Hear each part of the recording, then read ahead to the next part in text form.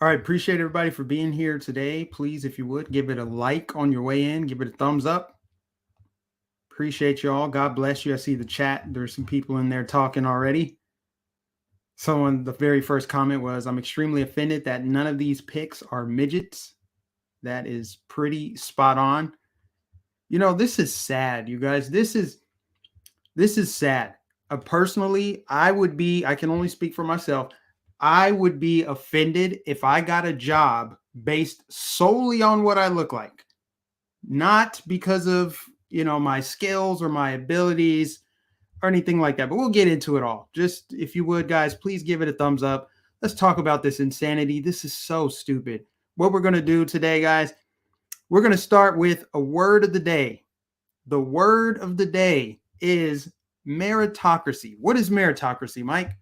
It's a system, organization, or society in which people are chosen and moved into positions of success, power, and influence on the basis of their demonstrated abilities and merit. But for whatever reason, in the United States of America, that is seen as controversial. You're not allowed to hire people based off of if they're qualified. They have to look a certain way. They have to have a certain genitalia in order for them to get a job. Now, before we get too far into it, I want to say this. I support diversity. I like diversity. I like seeing people from different walks of life succeed and thrive. With that said, that should not be the sole purpose of why they're in a position. I understand why people want to push for diversity. I get that. I can even sympathize with it to a degree, but at the same time, you have to pick the best person for the job. For example, and I've talked about this before, if you got on an airplane, which I will be getting on tomorrow to go to Texas, if let's say I found out, I got on the flight, they're like, ladies and gentlemen, welcome aboard to Delta Flight 18, whatever. We want to let you know that we at Delta value diversity, and we have a first-time pilot here who is a black trans feminist Muslim from Ethiopia or whatever. The first thing on my mind would be, can they fly this freaking jet? Because I prefer not to die today. To me, I don't care what color a person is. I don't care what gender they are. I care that they're the best person for the job. Imagine not wanting your mail delivered unless the person was trans. It makes no sense. And this is just more divisive behavior from the guy occupying the White House. He's supposed to be bringing us together, healing, building back better. But instead, because we're in an election year, you guys know that this is by design. He had to make it known that this pick, his SCOTUS pick that he now gets, is going to be a black woman. As if we wouldn't be able to tell that she's black. He had to call it out, spell it out in a tweet, just to get the attention of black voters in America. And while we're on that subject, they only do this because it works. It's the sad truth. They only do this in virtue signal and pander because to some degree it works. Now, they're so transparent with it and so arrogant and sloppy with it that it doesn't work as well as it used to.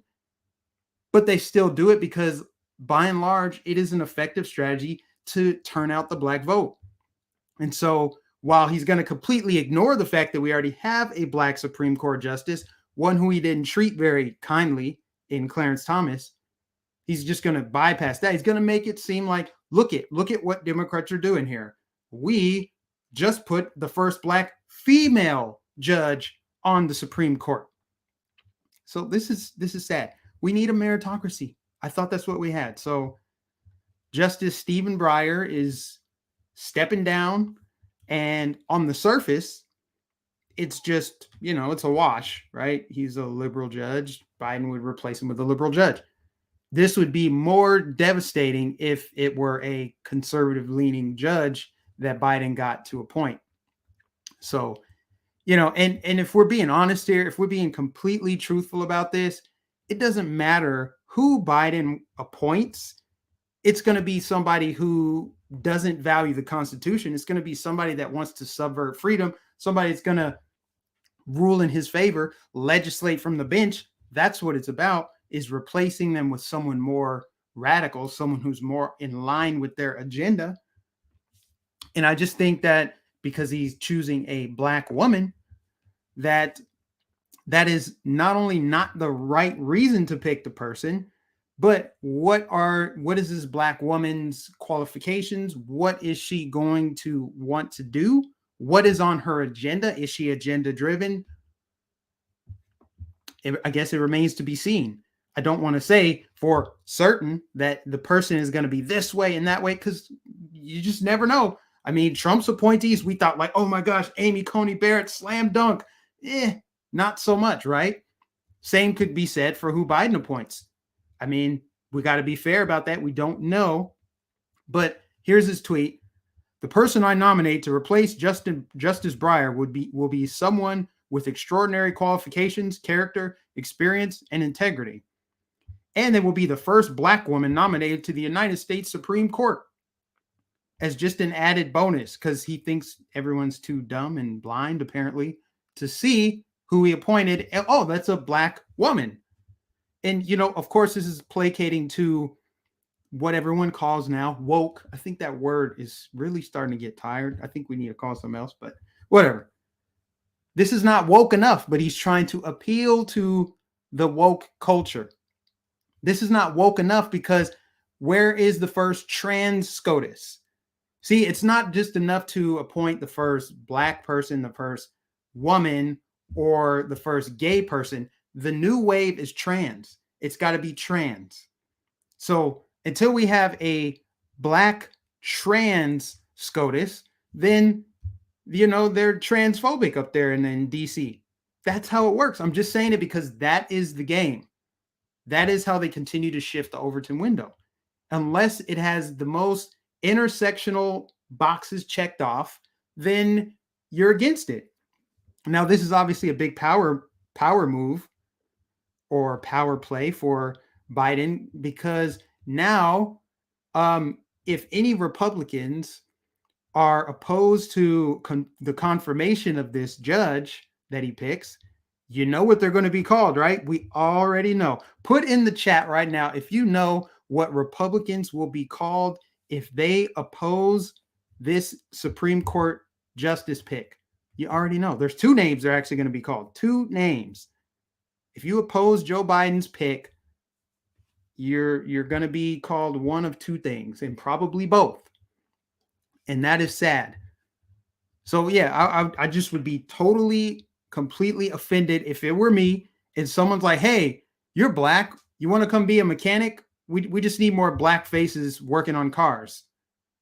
We don't care if you're qualified. We don't care if you know how to change oil, change a flat tire. We don't care what your background is.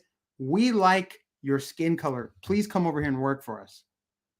While it obviously would be tempting to get some money, I want to be hired because of what is in my God-given brain, my skills, my abilities, my talents, not this shell. But no, they think differently. And see, I was hesitant to make this live stream because what it ultimately does is, although people are going to say this is common sense and truth to power, cool, yeah, that's all true. This ultimately just perpetuates the left-right divide, which you guys know I've been saying this recently. It's just really getting tiring for me because it's counterproductive. It just gets both sides to dig in. It promotes echo chamber, et cetera, et cetera. But there are some real divides. There are. So I would be remiss if I didn't acknowledge that there are divides, mostly in the way that people think. People on the left they're going to applaud this, right? Because they want to see what they call progress, to see like black faces on the Supreme Court. And that, I think that's good if they're the most qualified person. I'm on board with it. I'm not saying don't put a black person or an Asian person or whatever. I'm saying put the most qualified person there. But the way that they think on that side tends to be more towards superficial, immutable characteristics being a virtuous way to move forward and define like progress, right? Where I people on the right would be more or less supportive of intellectual diversity, merit-based upward mobility or whatever you want to call it. So that's a significant divide, because again, going back to my analogy at the beginning, if I said, if you found out that your pilot was only hired to fly the plane that you're going to be on because of their gender or because they who they sleep with, you would probably freak out, because you're like, I just care if they can fly this plane. I don't care about all the other stuff. It's interesting. It's just not important to me. Right? I think that that is the majority of people. I do think that that opinion is the majority. I think that this is appealing, what Biden is doing, to the minority, the small, not literally, but kind of so. The minority of people actually support this, but it is a sizable chunk of people that like race-based hiring. And this is so much hypocrisy. Jim Crow Joe, didn't he just get done calling Republicans voting rights or whatever thing? He called it Jim Crow 2.0. Remember that? He continues to push the Jim Crow lie. Jim Crow this, Jim Crow that, of all people. Remember how he treated Clarence Thomas, like I said, the first Black Supreme Court justice. You see, like, this is, it's not good. This just drives more of the division. But we have to acknowledge that, you know, people think this way. They think that this is progress. They're happy about it. Remember, there's only one reason he picked Kamala Harris. I'm sorry, two reasons. He picked Kamala Harris for two reasons. One, she's a female. Two, she's not white. She's not black either. But my point is, he picked her based on skin color and gender. And this is, I don't know how this isn't illegal, honestly. How is this not illegal? This is open discrimination. The guy occupying the White House just announced to the world, yeah, I'm not hiring an Asian woman. I'm not going to appoint a Hispanic woman. I care about a Black woman being there specifically. A race-based affirmative action hire. That's what it is. It's just, I think it's the most like outdated. It's just awful. It's awful. You hate to see it. You know, shifting gears a little bit to the NFL. You guys know I grew up in Denver. I'm a huge Broncos fan. And right now the team is up for sale and it's going to be auctioned off. And I found out, I think this was last week, a story from last week, that Robert F. Smith named a possible bidder if the Broncos go up for sale. Well, who's Robert F. Smith? Well, he's a Black man, an American businessman, philanthropist, chemical engineer, and investor. He's the founder of chairman and CEO of a private equity firm, Vista Equity Partners. So this guy, Black billionaire with a net worth of $6.7 billion, is in prime position to acquire an NFL franchise. I'm on board with it. Why? Because he has the means to acquire it.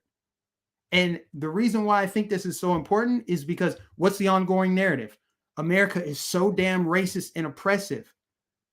People who aren't white simply cannot advance in this society unless they have some kind of government handout. They need their hands held. They need coddling. They cannot do it on their own. The system's too white, too racist, too oppressive. And yet you've got a Black billionaire in prime position to acquire an NFL franchise. I think that that is terrific.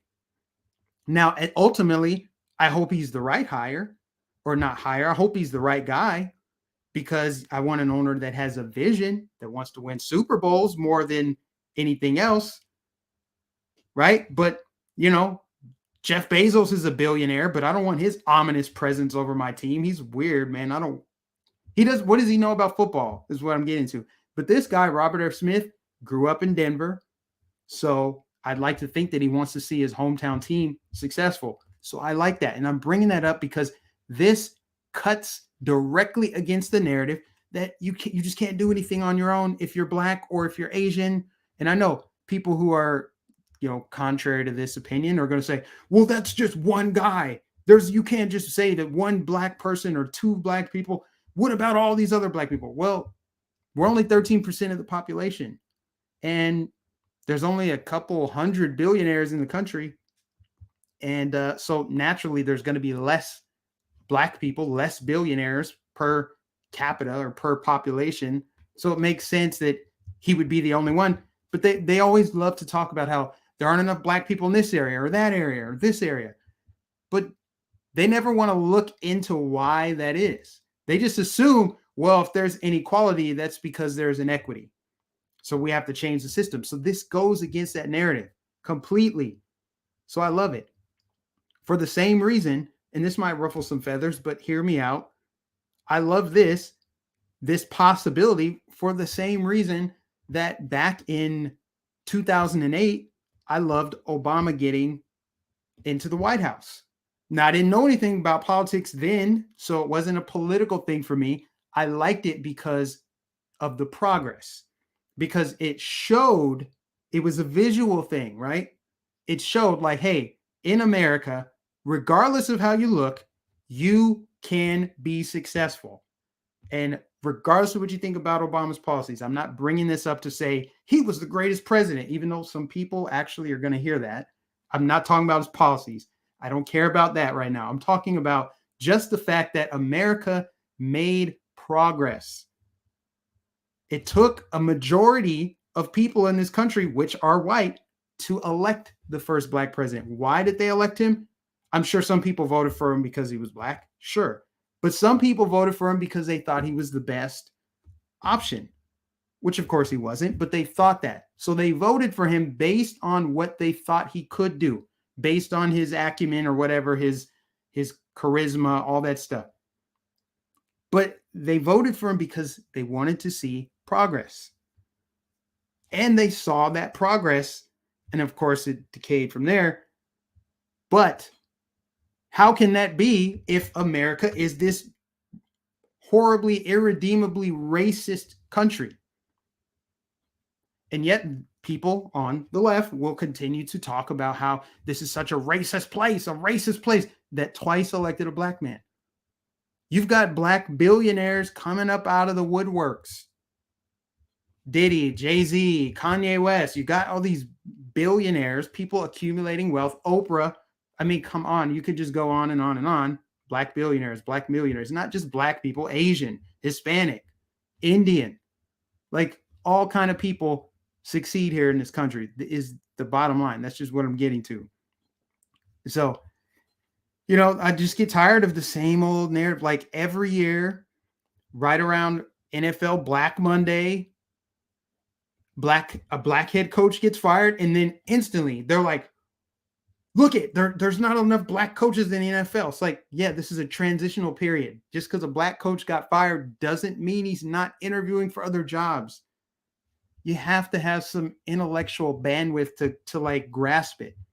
But too many people are just like lazy with it. They don't want to like do the analysis, the simple analysis. Like, well, why did that black coach get fired? Oh, his record was terrible for 3 years. And let's just ignore one of the longest tenured head coaches in the NFL. Steelers fans know this. Mike Tomlin, black guy, never had a losing season in like 15 years. Never had a losing season. And then people forget, like, well, they got hired. So if a black person gets fired from a job, how do you call that racist? They got hired for that job. This is so stupid. It's so stupid. I know I kind of went off on a tangent talking about NFL owners and coaches and whatever, but Biden trying to just appease black people to get black people to vote. Hey, look, black woman on the Supreme Court is pathetic. It's pathetic, and it's just divisive.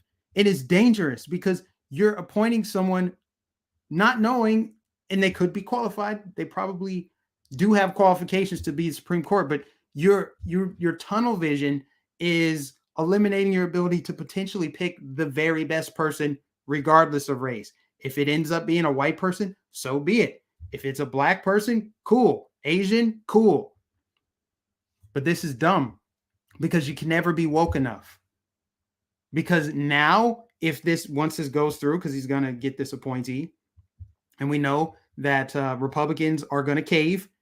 Republicans will absolutely cave. I would put money on Republicans, some caving on this, they're going to be called racist and misogynistic and sexist if they oppose this nominee. You guys know it. I know it. Like I know how to spell my name.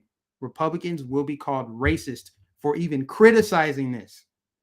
And hardly any of them have a backbone to push back and say, no, I'm not racist. I'm not sexist.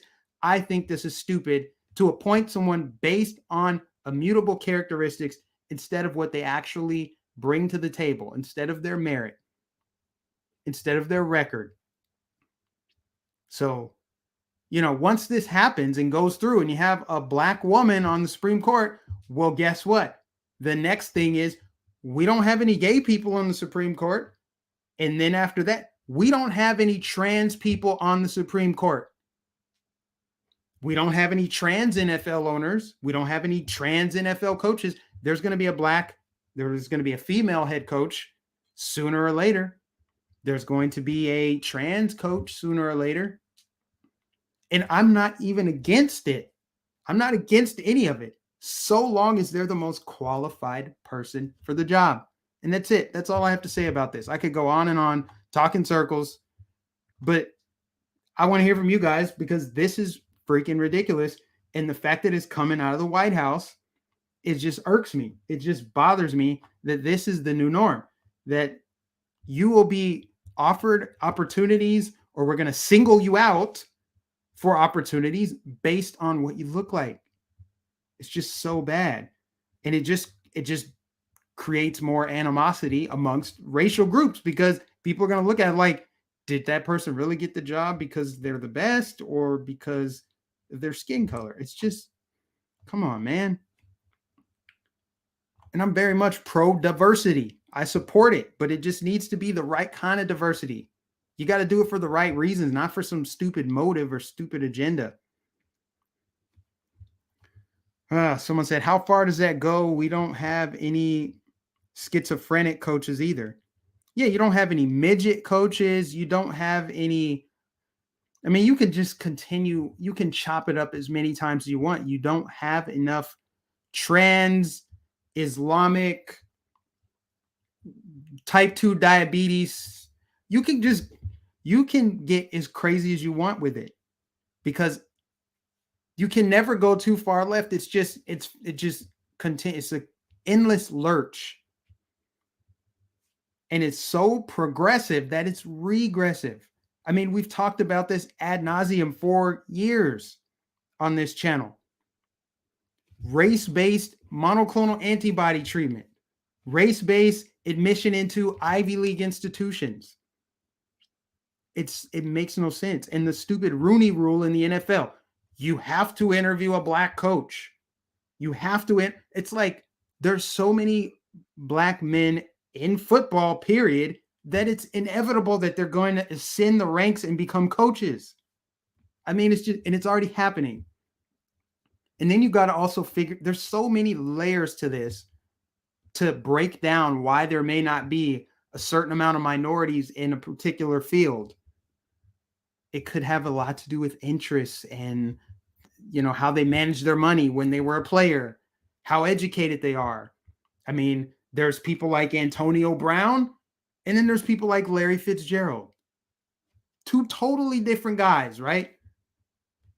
So it's like people don't want to do even surface level, just a little bit of research, common sense, critical thinking. They just jump to the lowest common denominator. There's not enough black people here, so they must mean it's racist, white supremacist. It's so stupid. I told you, they're all about race-based this, that, and the third. Let's frame Glenn Youngkin with a bunch of fake white supremacists with tiki torches, but we should have a black guy join in on that and hold up a tiki torch as well. They did that. That happened. I just think this backfires. This is bad. This is bad for the culture. This is bad for the social fabric of America. And I just absolutely hate it. And it's condescending. It's bigoted. It's so it disgusts me that you don't think people are smart enough, dynamic enough, ambitious enough to achieve their goals on their own. There's no diversity in identity politics. You're right. Exactly. That's it. That's just it. There's no diversity in identity politics. And I'm pretty sure Clarence Thomas was appointed because he was the best man for the job. Who can deny that? He is one of the best SCOTUS judges we have, if not the best. Someone said it's childish and sophomoric. It's just really like, I don't know, man. There's so many ways to describe it. There's so many buzzwords you can describe this with. It's moronic. It's shallow. It's racist, obviously. It's bigoted. It's condescending. It's just bad. I mean, and you have these politicians go to these black events and they'll change their dialect and their voice because they think that's how you communicate with black people. And then you got some black people that are just like, they just eat it up. You guys remember that?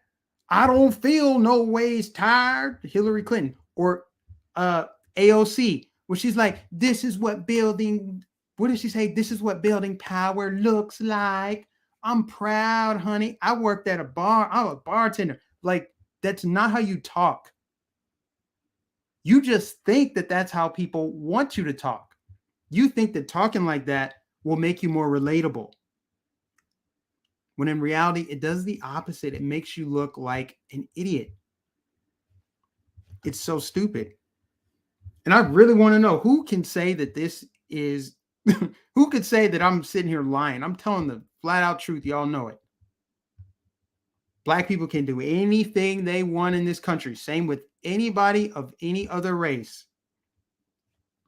You can do or be whatever you want. And what I don't get about a lot of people who claim that they're all about the church and the Lord and all that stuff, but then they talk about white supremacy, holding people back. It's like, no man can curse who the Lord has blessed. So how you going to say on one side of your mouth, you're going to say, you know, the Lord is my shepherd and he's going to lead my way and he's the navigating my ship, whatever you want to say. But then on the other side, you're like, man, white supremacy, white man holding me back. How can both of those things be true? You got to pick one. I'm tired of this. Someone said, Mike is on fire. You want to get me on fire? This is what it takes. Stupid things like this. He literally spelled it out in the tweet. And they will be the first black woman nominated to the United States Supreme Court. I don't recall them ever celebrating Clarence Thomas being the first black SCOTUS, regardless of gender. And again, is this them, because I'm playing by, this is by their rules, with him saying first black woman, I thought the gender was not even a thing. See, they'll acknowledge the binary. Remember this blasphemous statement at the beginning of last year, a man and a woman. Okay, so that's the closest you'll ever get to them acknowledging that there are only two genders. And so by him saying black woman, he's trying to maneuver around the fact that we already have a black Supreme Court justice. He just has wrongthink. Clarence Thomas has wrongthink according to them. He gets called all kinds of names, Uncle Tom, Coon, all those things. Horrible, disgusting, racist things that they will call Clarence Thomas and Candace Owens and me and Thomas Sowell and everybody else who does not toe their particular line and does not subscribe to the black struggle narrative. So he is not acknowledging Clarence Thomas. They never celebrated him because he wasn't able to be controlled by them. But he's going to say, yeah, it's going to be a first black woman. Yeah. See what you're doing there, Biden. We see it. We see it. Yes. If you're the first black anything, but your political views are not decidedly left, then it doesn't count. You are the black face of white supremacy, as Larry Elder would have been as the first black governor of New York, or not New York, California.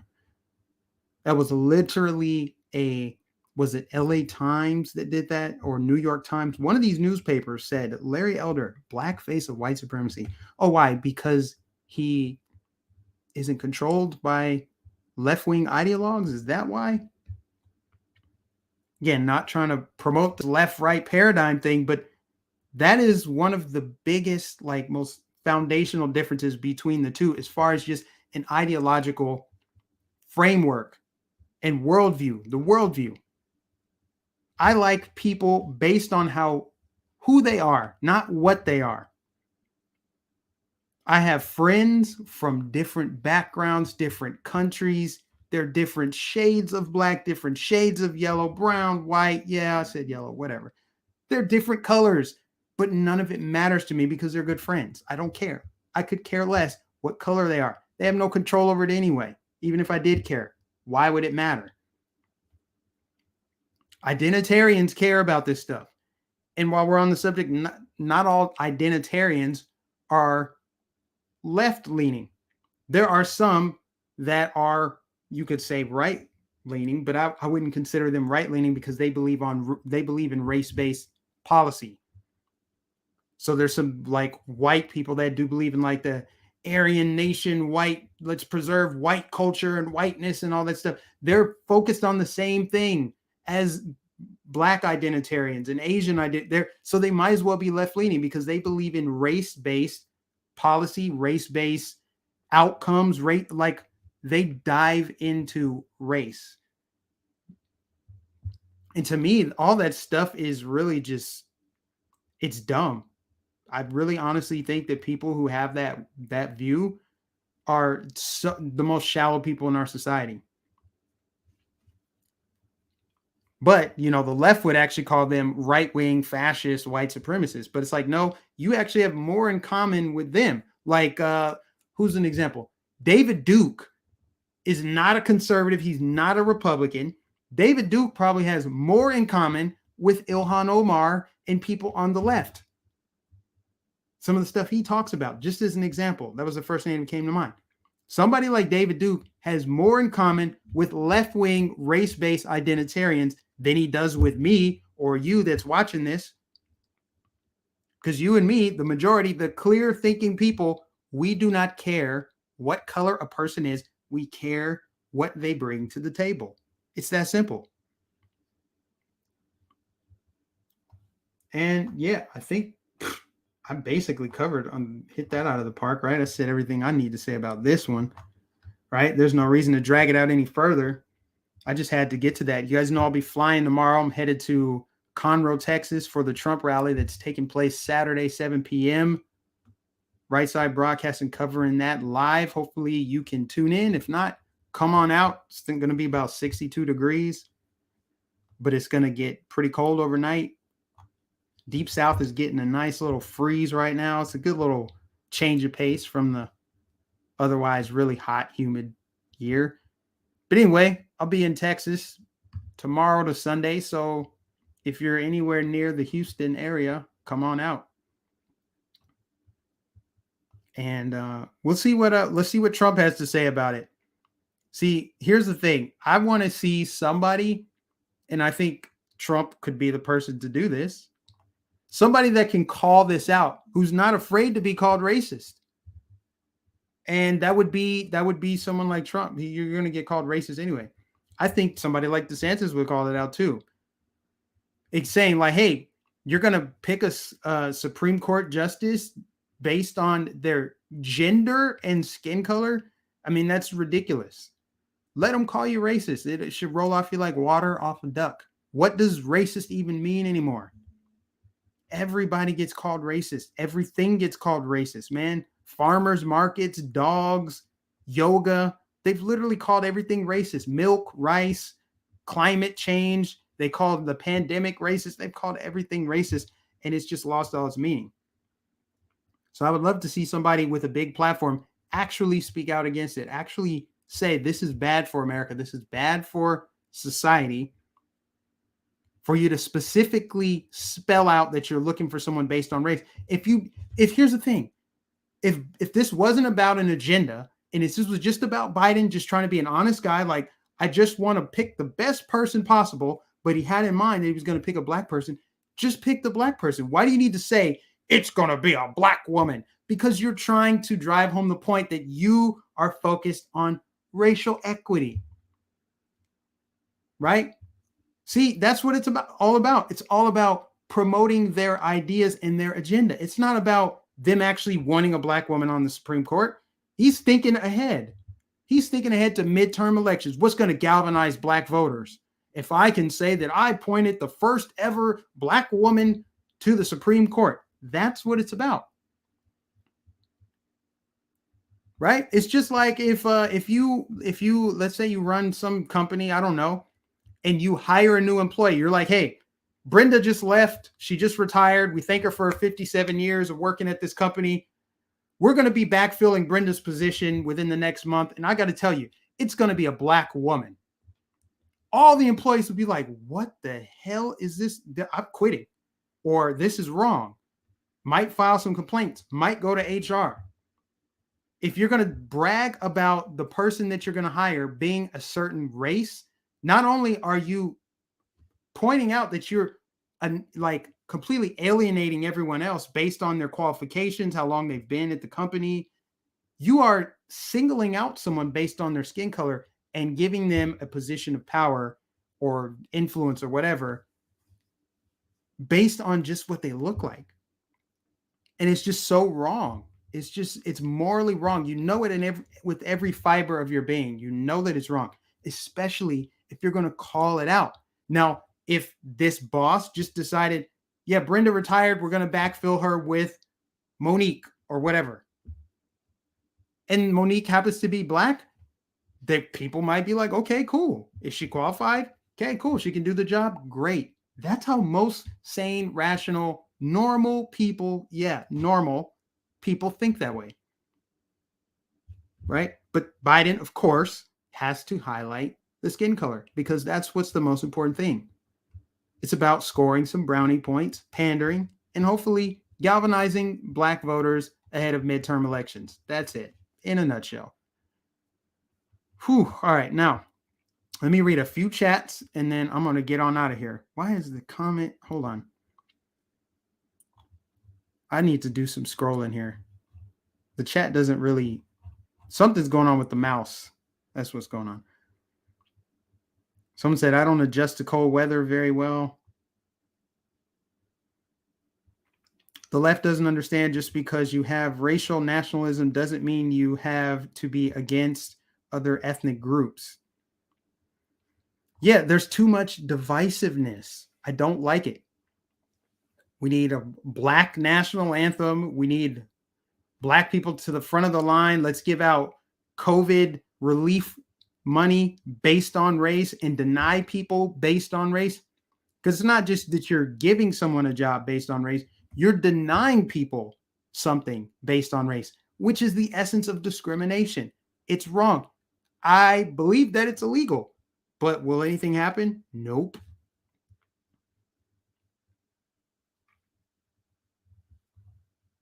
Anyways. Yeah. It's just every day it's something new with this guy. Every single day. Every day it's something new. It's something cringe. It's something offensive. It's something creepy. Boxing a woman in at the baseball game, putting his hands up over, spitting on people. Good Lord. Sniffing kids. You don't get me started. Anyway, that's all I got to say, guys. I really don't want to continue going on this. None of my YouTube chats have been sticking with me from a week now. Mike Nificent think YouTube is doing it. I don't know what YouTube is doing, but I know they're not doing right by this channel. We should have more than 96 people watching live. Usually we get right around 150. That's about the average.